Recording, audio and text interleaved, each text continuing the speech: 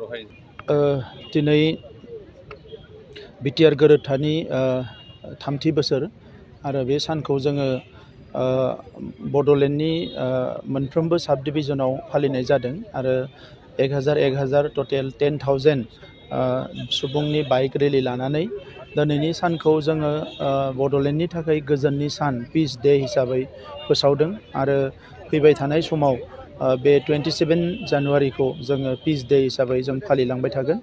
बिनि जाहोना मोननै, मोनसेया जाबाय बे 27 जानुवारि 2020आवनो बिटिआर गोरोबथाया जादोंमोन आरो बे बिटिआर गोरोबथानि गेजेरजोंनो एनडिएफबि एबसु इउबिपिअआ सागान होनानै बर'नि गेजेराव अराय गोजोनखौ लाबोनो हादों।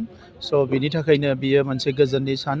गुबुन मोनसेया जाबाय मोनसे माहारि जौगालांनांगौब्ला मोनसे माहारिया गुबुन गुबुन बिथिङाव खामानि मावनो थाखाय मोनसे मोजां थासारि जोंनो नांगौ आरो बे मोजां थासारिखौ जों मोननो हायो जेब्ला जोंनि गेजेराव गोजोना थायो।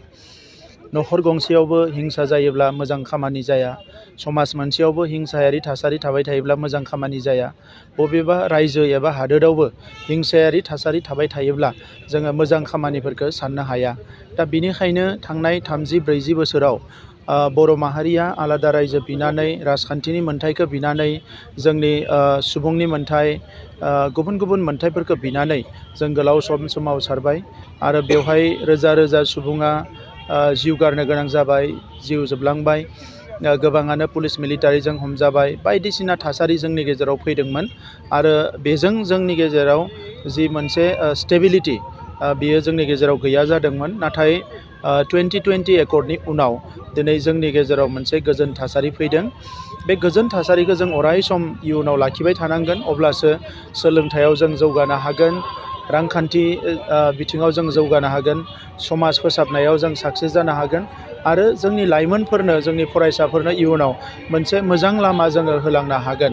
दा बेनिखायनो बे सानखौ जों गोजोन सान हिसाबै फालिगोन।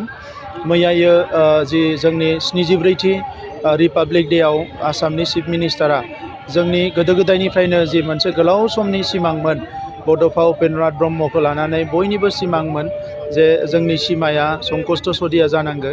नाथाय संकष्ट सदिया जानायाव माखासे उसुबिदा थानायलाय बिटिआर गोरोबथायाव जोङो गहपुर आरो सिमलुगुरिसिम जोङो मोनसे सिमा होदोंमोन आरो बे सिमाखौ लानानै दिनै भारत सरकार, आसाम सरकारा जोंजों गोरोबथायाव बिथांमोना फैदों। जिखिनिया बाहेरायाव थालांगोन बेखौ बर' कसारियाव सोनाय जागोन आरो